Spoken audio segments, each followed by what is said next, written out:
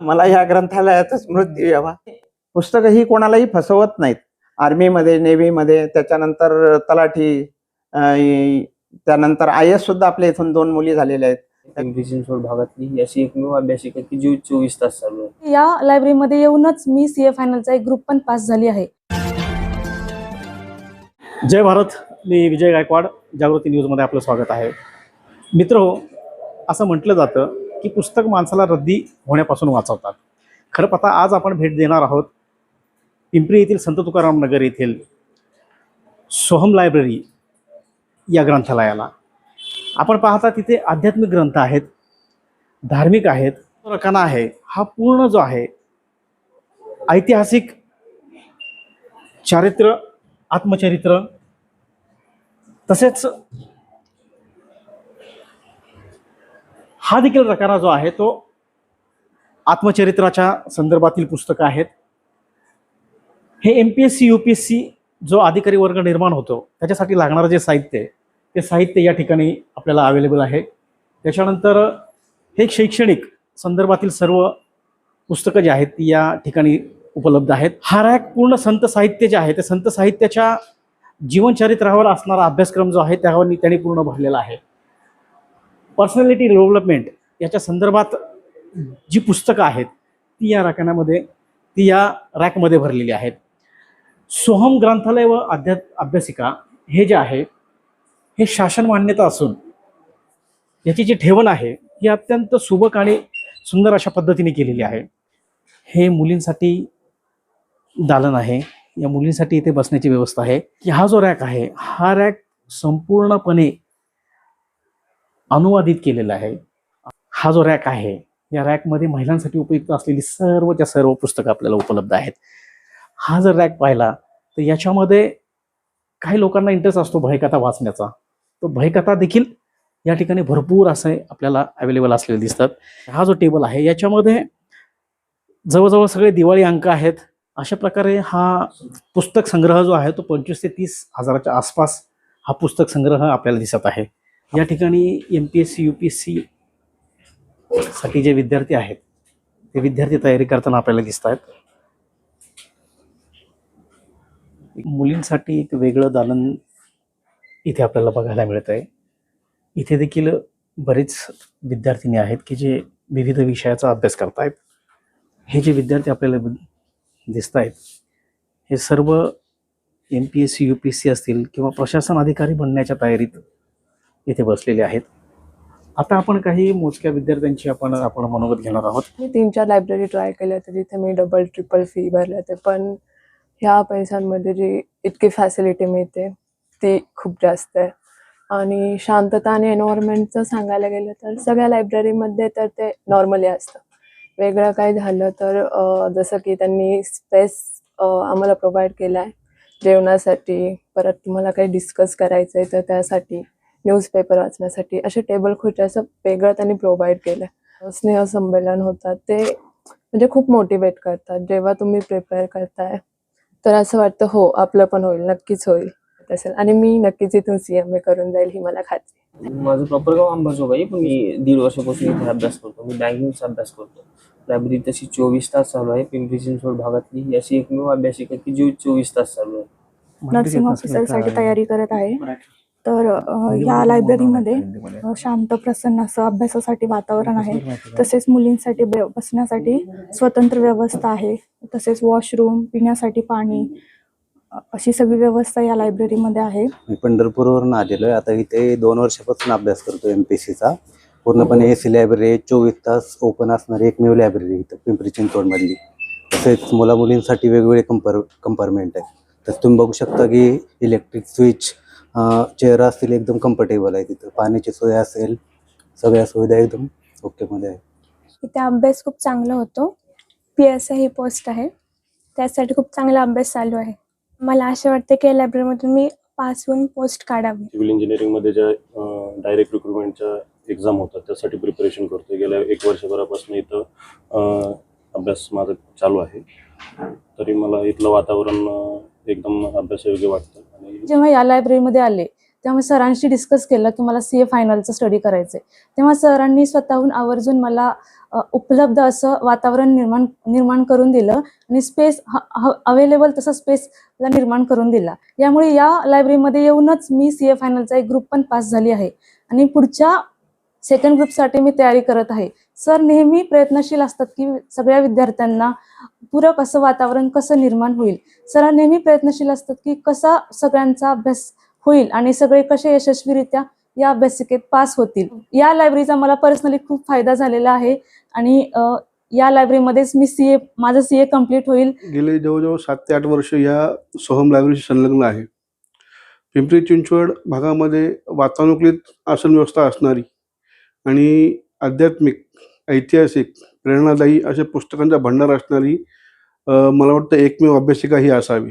तर मी 2-3 ठिकाणी पाहिलं होतं, पण ज्या प्रकारची व्यवस्था इथं देरकर सरांच्या मार्गदर्शनाखाली भेटते, जे डिसिप्लिन आहे, जे अनुशासन आहे, जी व्यवस्था आहे ती खरंच लेखण्याजोगी आहे. मुलांना सुट्टीच्या काळामध्ये मे महिन्यामध्ये आणि दिवाळी सुट्टीमध्ये मुलांना वाचनाची गोडी लागावी यासाठी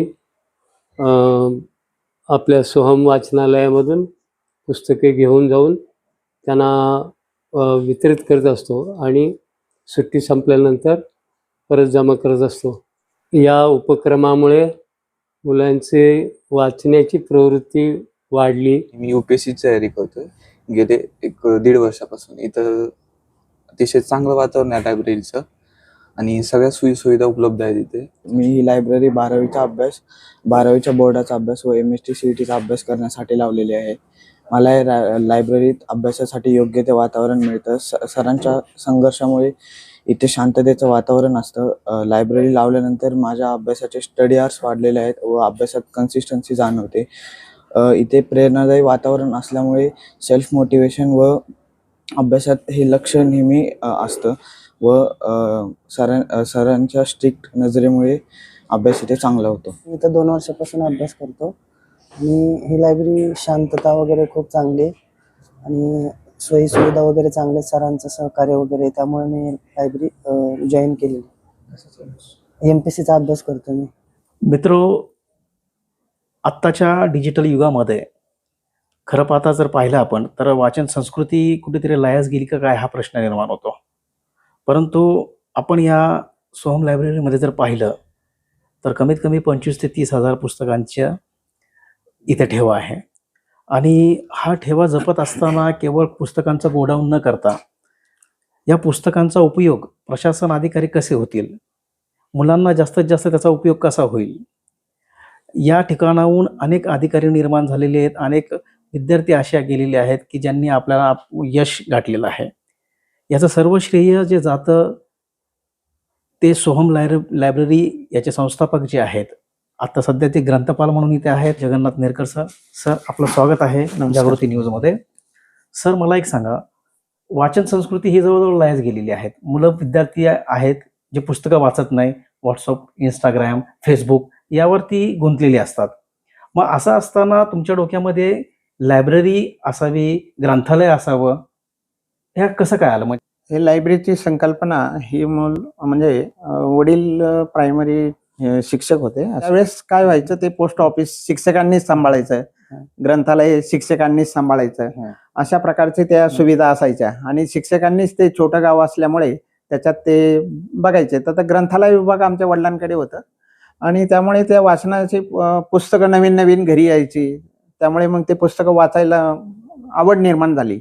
म्हणजे प्रायमरी पासूनच ही वाचनाची आवड निर्माण झाली. पहिल्याने 200 पुस्तकं, 500 पुस्तकं असे करता करता 1000 पुस्तकं अशी पुस्तकं जमली आणि त्या पुस्तकांचा मला जो आनंद वाटला तो आनंद इतरांना पण मिळावा म्हणून एक छोटीशी घरगुती लायब्ररी ओपन केली सुरुवातीला आणि 5000 पुस्तकं जवळजवळ त्यावेळेस होती आणि 2002-03 मध्ये शासनाची मान्यता मिळाली. नंतर शासनाची मान्यता मिळाल्यानंतर अजून पुस्तकं त्याच्यामध्ये वाढ झाली. 8000, 10,000 करता करता आज 30,000 पुस्तकं जवळजवळ आपल्या ग्रंथालयात आहेत. विविध विषयावरची आहेत, वेगवेगळ्या नामवंत लेखकांची आहेत, गाजलेल्या लेखकांची आहेत, त्यांचे संदर्भ ग्रंथ आहेत. PhD वगैरे करण्यासाठी कोणी जे कोणी अभ्यासक असतील त्यांना सुद्धा याचा फार मोठा उपयोग झालेला आहे. आपल्या इथं सुद्धा बरेच शिक्षक, प्राध्यापक, इतर पोलीस डिपार्टमेंटचे काही वरिष्ठ मंडळी ती पण या ग्रंथालयाशी निगडीत आहेत आणि ते वेगवेगळ्या वेळेस आपल्या अभ्यासासाठी मुलांसाठी पुस्तकं नेत असतात. माझा मानस आहे की हा पुस्तकांचा उपक्रम आहे हा विद्यार्थ्यांसाठी किंवा असा ठराविक लोकांसाठीच नसून हा सर्व जे कोणी लहान असतील, मोठे असतील, महिला असतील, ज्येष्ठ नागरिक असतील, या सर्वांना याचा वाचनासाठी खूप जीवनात एक आनंद देणारी ही घटना आहे. आणि पुस्तकं ही कोणालाही फसवत नाहीत. म्हणजे पुस्तकं वाचनापासून झालं आहे तर ते सगळ्यांना आनंदच झाला आहे आणि चांगलंच झालंय त्यांचं. मला स्वतःला खूप असा दुर्धर प्रसंग जीवनात येऊन गेले आणि त्याच्यात मी स्वतः या पुस्तकांच्या मदतीनेच बाहेर पडलो. नक्की ग्रंथालयापर्यंत ठीक आहे, पुस्तकं कलेक्शन करणं, ते ठेवणं, इतरांना वाचायला देणं इथपर्यंत ठीक आहे. परंतु या ग्रंथालयामधून MPSC UPSC चे विद्यार्थी निर्माण व्हावेत असं केव्हा वाटलं तुम्हाला? त्यानंतर ग्रंथालयाला जी जागा होती ती छोटी होती. त्याच्यानंतर मी आजूबाजूला जरा परीक्षण केलं, थोडी जागा आपल्याला ती वाढवून मिळेल का. त्याप्रमाणे माननीय आपल्या इथले माजी महापौर योगेशजी बळ साहेब आणि विद्यमान नगरसेवक श्री योगेशजी बळ साहेबांनी त्यांना मी हा शब्द टाकला आणि त्यांनी लगेचच होकार दिला आणि हे सर्व जे आहे आजूबाजूचा परिसर तर ते आपण अभ्यासिकेसाठी करता येईल का म्हणून विचार करून त्याला संकल्पना ती याच्यात आली, प्रत्यक्षात आली. आणि त्याच्यानंतर मग विविध विषयाची पुस्तकं त्यांना उपलब्ध करून देणं, त्यांना कम्फर्टेबल बसायला चेअर, त्यानंतर आल्हाददायक वातावरण म्हणून आता जो उष्णता जी वाढलेली आहे सगळीकडनं तर त्यात सुद्धा जे काही ठराविक टेम्परेचरमध्ये त्यांना कसं आनंददायक बसून अभ्यास करता येईल त्याचं सुद्धा आपण विचार केलेला आहे. त्यानंतर विविध असं एकाच प्रकारची MPSC UPSC नाही तर आपल्या जे काय आहे आर्मी, नेव्ही आणि NDA असे जे विविध याचे जे अभ्यासक्रम असतात प्रशासनामधले त्या सुद्धा बऱ्याच जागा बऱ्याच जणांना माहिती नसतं. त्याचा सुद्धा आमच्या ग्रंथालयाने विचार केला आहे. विविध शाळांमध्ये भेटी देऊन त्यांना ते जे होतकरू विद्यार्थी असतील त्यांना जे कधी त्याचं फॉर्म निघतात, त्याचं क्वालिफिकेशन काय लागतं, त्यांचं उंची वजन किती लागते, त्याच्यानंतर त्यांना जे पोषक असे जे काही सर्व काही माहिती ती सर्व आपण ती पुरवतो आणि त्याप्रमाणे काही विद्यार्थ्यांना त्याचा लाभ सुद्धा झालेला आहे. आर्मीमध्ये, नेव्हीमध्ये, त्याच्यानंतर तलाठी, त्यानंतर IAS सुद्धा आपल्या इथून 2 मुली झालेल्या आहेत. त्याच्यानंतर PSI झालेले आहेत. त्यानंतर CA तर बरेच विद्यार्थी झालेले आहेत. असे बरेच सगळ्या अभ्यासक्रमाचे विद्यार्थी आता सुद्धा आपल्या अभ्यासिकेतून 5-6 तरी पोलीस डिपार्टमेंटमध्ये सिलेक्ट झाले मुलं आहेत, म्हणजे त्या स्टेपला आलेली आहेत. हा एक आपल्या दृष्टीने म्हणजे अधिकारी घडवणारी हे बोधवाक्य नसून ते खरोखर म्हणजे किती संयुक्तिक आहे याचा प्रत्यय येतो. आतापर्यंत साधारणतः किती अधिकारी झाले, काही आकडा वगैरे काय? आतापर्यंत 500च्या वरती अधिकारी झालेले आहेत, परंतु अजूनही असतील ज्ञात. हे म्हणजे आम्हाला नोंद असलेले आणि माहिती असलेले आमच्याकडचे जे काही ते आकडा आहे, परंतु अजूनही अज्ञात म्हणजे काहींनी कल्पना म्हणजे ते बाहेर परस्पर जावं लागतं किंवा जॉईन व्हावं लागतं त्यांना इथं. त्यांच्या त्यावेळेस आपण नोंद पण काही सुरुवातीला ठेवत नव्हतो, त्यामुळे ते काही विद्यार्थी सुटण्याची शक्यता आहे. म्हणजे 1000च्या आसपास तरी हा आकडा असल्याची शक्यता आहे. आणि 20,000च्या वरती विद्यार्थ्यांनी जवळजवळ आतापर्यंत लाभ घेतलेला आहे अभ्यासिकेचा. आतापर्यंत समजा 500 विद्यार्थी गेले, 700 गेले असं आपण समजूया. आपली सोहम ही जी ग्रंथालय आहे याला मला वाटतं 35-40 वर्ष झाले असतील, बरोबर आहे? या 35-40 वर्षाचा जो कालावधी आहे या कालावधीमध्ये एवढे विद्यार्थी आपण घडवले, प्रशासनामध्ये गेले. मग जे विद्यार्थी प्रशासनामध्ये गेलेत, जे आता कार्यरत आहेत, त्यांनी आपल्यासाठी काही मदत केलेली आहे का? किंवा पे बॅक टू सोसायटी ज्याला म्हणतो, समाजाचं आम्ही काहीतरी देणं लागतो, किंवा जे विद्यार्थी इथं घडतायत त्यांच्यासाठी ते कधी येतात का, बोलतात का, किंवा ते मोटिवेशनल स्पीच वगैरे देतात का? कधी काय असं का घडलंय का? तर ते विद्यार्थी जे आहेत त्यांनी असं मदत तर कोणी काही केली नाही आतापर्यंत, परंतु त्यांनी जे आहे इथं येतात, संपर्कात आहेत. कारण ते येऊन अप्रिशिएट करून जातात की सर आम्हाला खरोखर याच्यातूनच आम्ही इथून आम्हाला जो काही मार्ग मिळाला आणि इथूनच आम्ही सक्सेस झालो. तासन तास ते इथं बसत होते. जवळजवळ त्यांच्या ताब्यात अभ्यासिका असल्यास होती 24 तास. आणि विशेष सांगायचं म्हणजे पिंपरी चिंचवडमध्ये 24 तास ओपन असणारी, म्हणजे जॉब वगैरे करून ज्यांना शक्य नसतं त्यांना सुद्धा हे शक्य होईल अशी व्यवस्था आपण केलेली आहे. म्हणजे 24 तास मुलंच ते हे करतात, येतात आणि तेच ऑपरेट करतात. मला वाटतं पिंपरी चिंचवडमध्ये पहिली लायब्ररी अशी असेल हो. की ती 24 तास हा 24 तास open आहे. ओपन असलेली पहिलीच अभ्यासिका.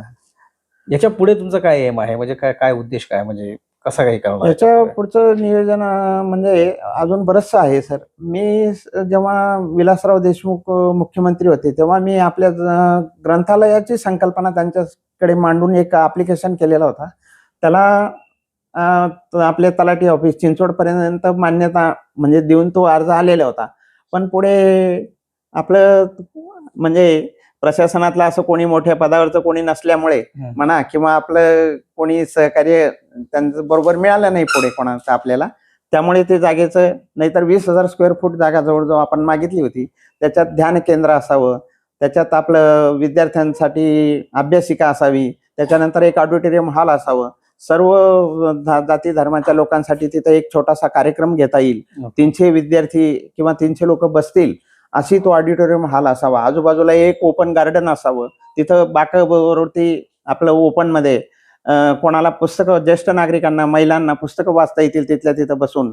काहींना घरी नेऊन वाचण्याचे काही हे नसतं, फुरसत नसते किंवा त्यांना ते तशी काही व्यवस्था नसते, म्हणून त्यांना तिथं गार्डन मध्ये येऊन ग्रंथालयात त्या ग्रंथालयाचा लाभ घेता येईल आणि आयुष्यात आनंद कसा वाढवता येईल याच्यासाठी सुद्धा ती संकल्पना होती. त्यानंतर आपल्या जे शास्त्रोक्त संगीत लोप पावत चाललेलं आहे ते शास्त्रोक्त संगीत सुद्धा आपल्या पिंपरी चिंचवड मधल्या जे काही शाळा आहेत त्याच्यात सर्वे करून शास्त्रोक्त संगीताला जो कोणी विद्यार्थी उतराई होईल अशा विद्यार्थ्यांना आपण त्यांना सिलेक्ट करून विनामूल्य यांना शिक्षण देण्याची व्यवस्था सुद्धा त्या अभ्यास केंद्रामध्ये ठेवली जाईल. अशा प्रकारचं सुद्धा आपलं नियोजन होतं. परंतु ते जागेअभावी म्हणजे तुम्हाला केवळ साहित्य जपायचं नाही तर कला देखील जपायची आहे तुम्हाला. म्हणजे इन फ्युचरमध्ये तुमचं एम असं आहे की तुम्हाला लायब्ररीचं स्वरूप जे आहे ते भव्य दिव्य हवंय, की ज्या ठिकाणी कला देखील जोपासली जाईल, ग्रंथालय देखील जोपासलं जाईल, विविध सांस्कृतिक कार्यक्रम देखील होतील. अशा प्रकारचं तुमचा तो पुढचा उद्देश आहे किंवा एम आहे ते तुमचा. ओके. अजून म्हणजे जसं आपल्या तंबोराच्या 3 तारा असतात, त्यात एक जरी त्याच्यात लूज झाली तरी सुद्धा त्याचा ते बेसूर आवाज निर्माण होतो. तसंच आपल्या आयुष्य आनंदी करण्यासाठी एक तर त्यांना संगीत, त्याच्यानंतर अभ्यास, त्याच्यानंतर आपलं योग्य ते म्हणजे जसं म्हणतात 20 विद्या 30 धन, हे ज्याप्रमाणे नियोजन असतं माणसाचं 20 वर्षापर्यंत जे काही विद्या मिळवली असेल किंवा जे काही पाया रचलेला असेल, नंतर 30 वर्षापर्यंत जे त्याने आपलं जे काही अर्थार्जनासाठी पुढच्या नियोजनासाठी केलेलं असतं, तर ते ह्या ज्या गोष्टी पूर्वीच्या म्हणीप्रमाणे खरोखर म्हणजे त्याला न्याय देणारे आहेत, परंतु ते प्रत्यक्षात आता विसरण्यात झालेले आहे. म्हणजे हे जे आपलं जर आरोग्य चांगलं असेल, आपलं जर संगीत ऐकून जर आपल्याला आनंद मिळणार असेल, पुस्तकं वाचून आनंद मिळणार असेल आणि योगाने तुमच्या शरीराची निगा राखली जात असेल, तर हे तिघांची सांगड घालून ते ग्रंथालय, म्हणजे नुसतं ग्रंथालय चालणार नाही तिथून पुढे.